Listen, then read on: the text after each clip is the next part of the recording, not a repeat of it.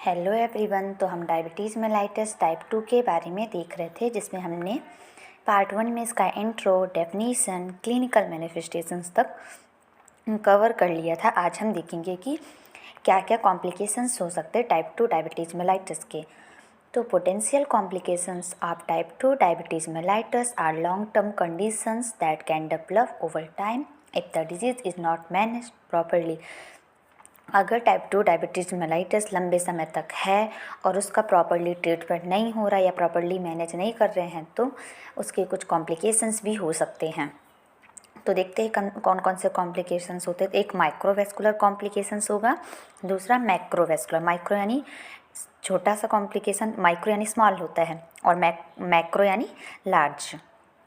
तो अगर जो माइक्रो वेसल्स में कॉम्प्लिकेशंस होगा स्मॉल वेसल्स में, तो वो माइक्रोवेस्कुलर, और जो लार्ज वेसल्स में कॉम्प्लिकेशन होगा वो मैक्रोवेस्कुलर। तो सबसे पहले माइक्रोवेस्कुलर कॉम्प्लिकेशंस में है diabetic retinopathy, damage to the blood vessels in the retina potentially leading to blindness. Diabetic retinopathy में होता क्या है, अगर ब्लड शुगर लेवल ज़्यादा है तो जो ब्लड वेसल्स होती है रेटिना को, उसको डैमेज कर देता है, जिससे कि ब्लाइंडनेस हो सकती है, जिसे हम डायबिटिक रेटिनोपैथी के नाम से जानते हैं। डायबिटिक नेफ्रोपैथी में भी वही होता है, damage to the kidney potential due to kidney failure. अगर ब्लड शुगर लेवल ज़्यादा होगा तो वो किडनी के ब्लड वेसल्स को डैमेज करेगा, जिससे कि किडनी फेलियर के चांसेस हो सकते हैं। डायबिटिक न्यूरोपैथी में सेम वही है कि damage to the nerves potential leading to numbness, tingling और पेन। इसमें क्या होगा, जो नर्व होंगी वो डैमेज हो जाएंगी, जिससे नंबनेस यानी सुन्न पड़ जाना, टिंगलिंग यानी झुंझुने टाइप की सेंसेशन आना, और पेन फील होगा पेशेंट को। तीनों ही सेम है। डायबिटिक रेटिनोपैथी में रेटिना के ब्लड वेसल्स डैमेज हो रही है, नेफ्रोपैथी में किडनी, और न्यूरोपैथी में नर्व्स डैमेज हो रही हैं। नेक्स्ट है मैक्रोवेस्कुलर कॉम्प्लिकेशंस। तो मैक्रोवेस्कुलर कॉम्प्लिकेशंस में क्या क्या है, atherosclerosis, hardening of arteries potentially leading to heart disease या स्ट्रोक। मैक्रोवेस्कुलर कॉम्प्लिकेशंस में सबसे पहले हमें देखने को मिलेगा एथेरोस्क्लेरोसिस। एथेरोस्क्लेरोसिस में क्या होता है, जो आर्टरी है वो हार्ड हो जाती है, जिससे क्या होता है, हार्ट डिसीज हो सकती है।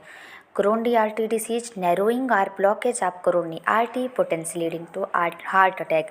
जो हमारी कोरोनरी आर्टरी होती है उसमें वो क्या हो जाती है, तो नैरो हो जाती है, उसमें ब्लॉकेज हो जाता है, जिससे हार्ट अटैक के चांसेस हो सकते हैं।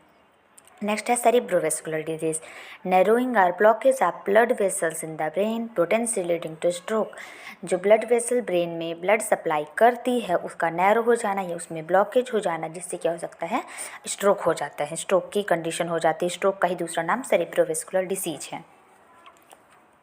तो ये मैक्रोवेस्कुलर कॉम्प्लिकेशंस में हमने एथेरोस्क्लेरोसिस, कोरोनरी आर्टरी डिसीज और सेरिब्रोवेस्कुलर डिसीज देखा। इसके अदर कॉम्प्लिकेशंस क्या क्या हो सकते हैं, तो foot ulcers, open sores on the feet potential leading to infection और एम्पुटेशन। आपने देखा होगा कि जो डायबिटीज़ वाले पेशेंट हैं, अगर उनको कोई भी वुंड बन जाता है या सोर्स वगैरह हो जाते हैं तो वो जल्दी हील अप नहीं होते हैं, और जिससे उनको इन्फेक्शन हो सकता है। और अगर ये ज़्यादा सोर डेवलप हो गया आगे तो कॉम्प्लिकेशंस में क्या हो सकता है, एम्पुटेशन करने के भी चांसेस हो सकते हैं। नेक्स्ट, अगर पैरों में कोई भी तरह का ओपन सोर हो गया है, सोर्स यानी छाले वगैरह कुछ भी वुंड हो गया है, तो अगर वो लंबे टाइम तक रहता है तो वो इन्फेक्शन कॉज कर सकता है, और अगर ये इन्फेक्शन सीवियर हो गया तो एम्पुटेशन तक की कंडीशन हो सकती है। नेक्स्ट है cognitive impairment, decreased cognitive function potential leading to dementia. मतलब कॉग्निटिव फंक्शन क्या होगा, वो डिक्रीज हो जाएगा, जिससे डिमेंशिया की कंडीशन बन सकती है। कॉग्निटिव फंक्शन मतलब उसे कॉन्शियसनेस नहीं रहेगा, ओरिएंटेड नहीं रहेगा टाइम प्लेस या पर्सन को लेकर, जिससे डिमेंशिया में भी पेशेंट जा सकता है। Mental health issue, depression, anxiety या अदर मेंटल हेल्थ इशू हो सकती है। जब भी कोई डिसीज होती है तो पेशेंट को मेंटल हेल्थ इशू हो ही जाते हैं, जिससे पेशेंट डिप्रेशन में जा सकता है, उसको डिजीज़ को लेकर एंजाइटी हो सकती है, या कोई भी अदर मेंटल हेल्थ इशू देखने को मिल सकते हैं। तो अदर कॉम्प्लिकेशंस में हमने देखा फुट अल्सर के, अगर पैर में किसी भी तरह के छाले वगैरह हो गए हैं जो कि ओपन है, और उनका अगर ट्रीटमेंट अच्छे से नहीं हुआ या वो लंबे समय तक रहे तो इन्फेक्शन होगा, और अगर सीवियर कंडीशन क्या हो सकती है कि एम्पुटेशन भी करना पड़ सकता है। कॉग्निटिव इम्पेयरमेंट में देखा, जो पेशेंट के कॉग्निटिव फंक्शन थे यानी कॉन्शियसनेस, अलर्टनेस और ओरिएंटेशन हो रहा टाइम प्लेस पर्सन को लेकर, वो सारे कॉग्निटिव लेवल क्या हो जाएंगे, डिक्रीज हो जाएंगे, जिससे पेशेंट डिमेंशिया में जा सकते हैं। मेंटल हेल्थ इशू में हमने ये देखा कि जब पेशेंट को डिसीज़ रहती है कोई लॉन्ग टर्म से, तो उसको डिप्रेशन हो सकता है, एंजाइटी हो सकती है डिसीज़ कंडीशन को लेकर। आज हमने उसके पोटेंशियल कॉम्प्लिकेशंस क्या क्या होते हैं टाइप 2 डायबिटीज़ मेलाइटस के, वो कवर कर लिया। आई होप आपको मेरी वीडियोज़ पसंद आ रही हो, तो please like share and subscribe my channel.